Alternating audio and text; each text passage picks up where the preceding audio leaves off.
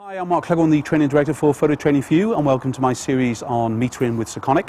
Today we're looking at using flash location. We're using the flash settings. Today we're using the L358, the Flash Master. Like many of their flash meters, it allows me to not only record the ambient light in the scene, but of course, for me, most importantly, the flash within the elements. And when we're working on location, one of the biggest decisions we've got to make, of course, is how much the flash is going to play its part in the overall photograph. Is it going to be the key light? More often than not it is. Or is it going to be acting like some fill light, so in other words lifting the detail and the shadow parts of the subject? Or is it going to be used as an accent or the likes of a hair light to add separation? Now the first thing, if we look at the meter here, we've been using it in ambient mode up until now. So now we want to kind of move it into the flash mode. And here I've got two options. I've got the lightning bolt itself, and I've also got the lightning bolt with a C. The lightning bolt first one is the flash option, and that means that when I trigger flash and it's in that mode, a meter reading will be taken on the meter itself. That is based on the working shutter speed and the ISO that we've set. Because when we're in flash mode, instantly it changes itself to a high working shutter speed, and obviously based on your ISO that you've set. So when the flash fires, it's going to give us then an F reading. That F reading would then be transferred onto camera, along with the other settings, of course, and then we've got perfect exposure. There's also another mode, which is the lightning bolt and the C. That applies to if we're connected into a cord, which is being used to fire the flash, whether it's studio flash or Speedlite flash like we're using today. And then when I press the exposure meter reading button on the side here, that is when that would actually fire the flash. Now today we're going to be using, first of all, a manual kind of reading. That's going to be just using a trigger to fire my Speedlite. But then also I fitted into here the module in the back here, which is the radio transmitter designed for different kind of flash units. Specifically today I'm using this Pocket Wizards, and that brings us up that third option of flash, which is basically the lightning bolt with a T, and that allows me to use it either in a kind of a basic mode or some of the advanced modes to measure flash individually or just fire them all as a group and so on. So, because we're in the basic use of this flash with this initial film, what we're looking to do is set it in just to the first light, the lightning bolt. I need a trigger to send the signal to make my flash fire. I'm just using a Pocket Wizard on camera for now to send the signal across, and as you can see, that fires the flash. Now I need to point the meter towards the Speedlite itself, towards the softbox. If I don't do that, basically we're going to get misinformation and record some of the shadow information and so on. So I want it directly at the Speedlite itself. We have a Lumisphere on the meter itself, and in this instance I can either use it with the dome out, the Lumisphere out, which is the normal way, or I can retract it, which is a usual kind of position for travel, to take a more restricted light meter reading. So I'm just going to bring it back out again.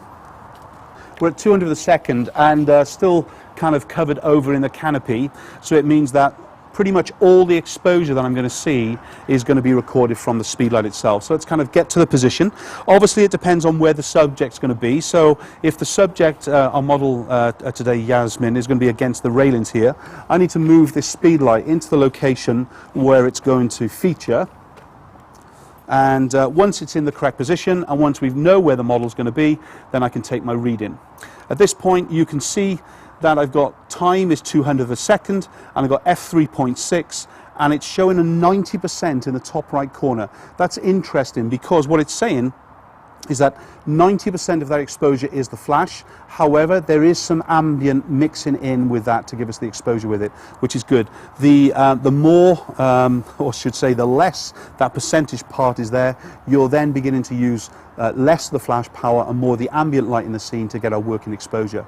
So because I've got a reading here of 3.6, I'm going to need to increase my flash power coming out, because my minimum aperture on my lens, in fact, is f4. So at this point I need to come to the back of the Speedlite and just press my select button and then push in some more power just to increase that.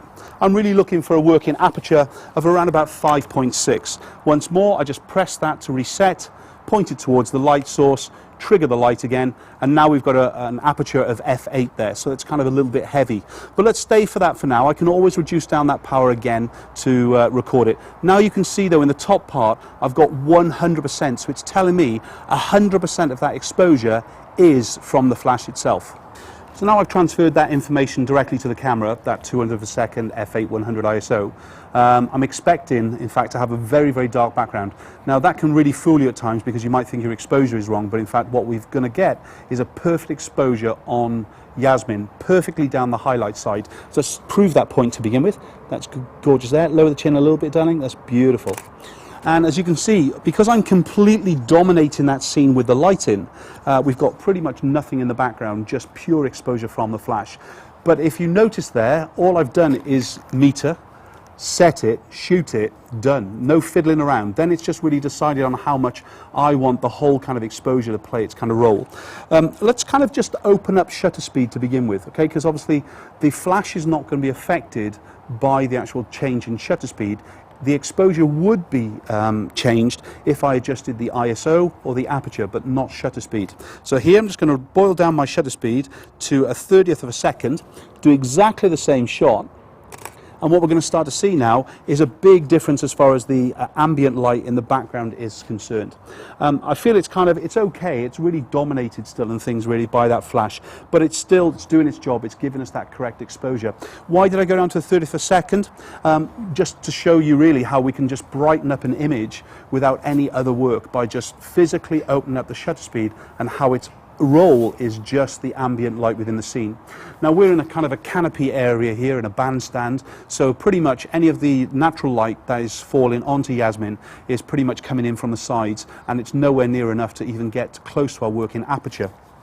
And if I just measured that again, if I just change my shutter speed down to that 30th, as I just did then, meter again towards the main light, we still got our f8 there, but now we can see it's still giving us a 90% exposure within that scene. I can drastically change that. Let's reduce down our working power on the flash here. So let's kind of just dial the power down.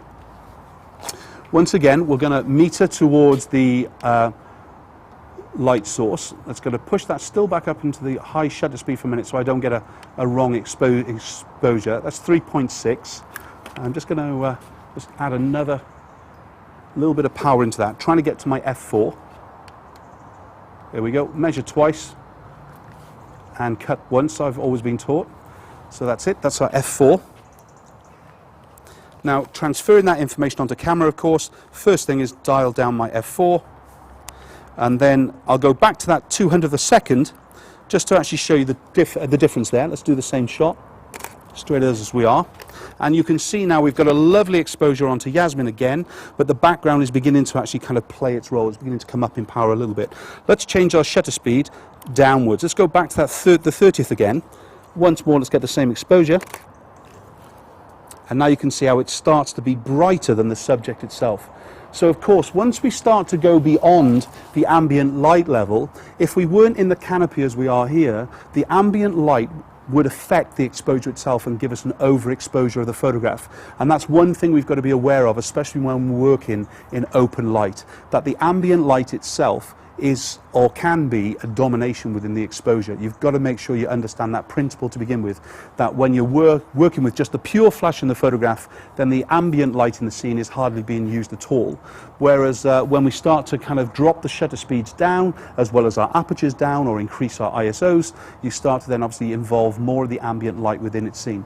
So let's kind of see how much of that exposure now is being used from the flash itself. So as you can see here, our working shutter speed of 200 and the aperture of f4 based on that 100 ISO is giving us a dominance in flash of 90%, as we can see there. As I start to reduce the shutter speed down though, we're going to see two things happen. A slight increase in the f-stop, because some of the ambient light in the scene is going to start to mix in with it. So we're going to see the f-stop go up as well as the percentage come down. So let's just start to bring that down. As you can start to see now, at 100th of a second, we've already gone up by that 4.5. That's 1/3 of a stop there. And then coming down again, we start to see when we get to 30th of a second, it's gone up to f5, 2/3 of the stop, and now we're at 70% flash and 30% of the location lighting. So the next shot is mixing the two together. So I'm going to be using the flash here as just a hair light or an accent light in the background. We haven't changed the exposure on that at all. That's still running at the f4. And what I'm going to do now is just change my Sekonic L358 into the sunlight mode, in other words, the ambient light mode.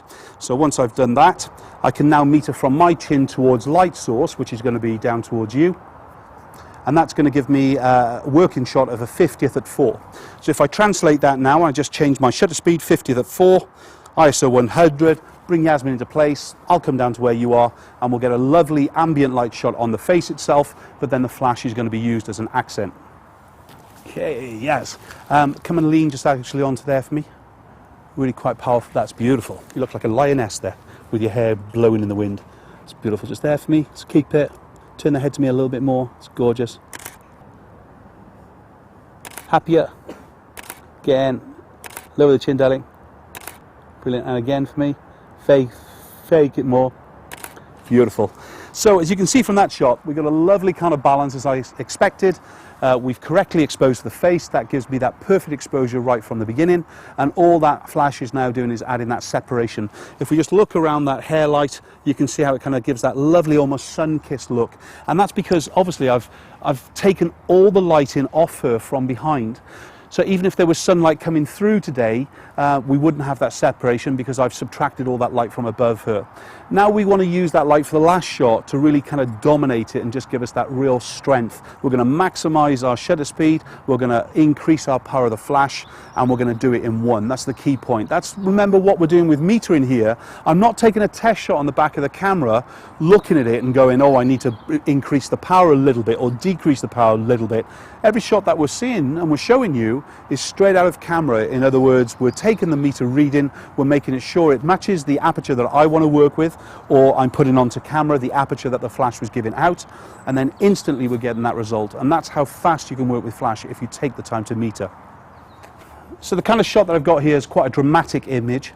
I've got this kind of canopy to remove all the top light. We've talked about that already. But I've got broken cloud going in by there. And what I'm going to do is remove all the ambient light within a scene, still keeping within my kind of 200th of a second, but kind of dominating it with the flash now.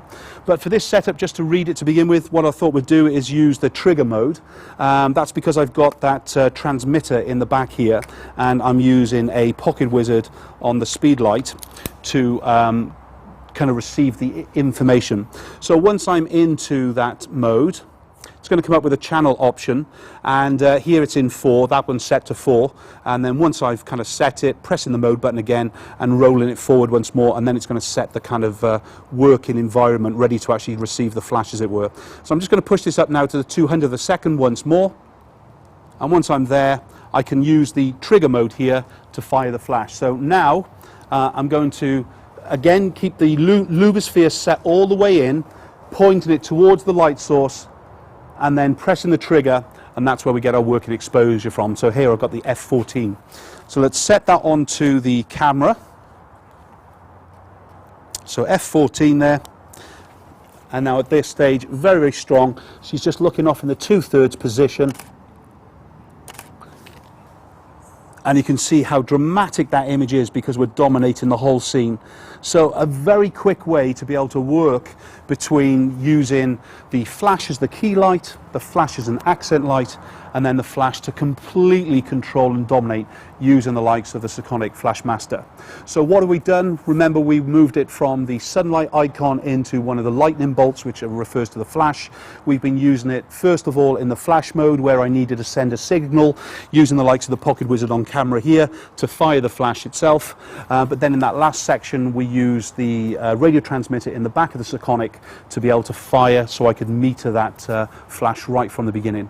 So flash and metering is so simple if you rely on your meter to do all the work for you. As long as you translate all that information from the meter itself back onto the camera, you're going to get a perfect exposure every single time. And that's what I absolutely love about using a flash meter on location. So I'm Mark Cleghorn. See you next time. Bye-bye.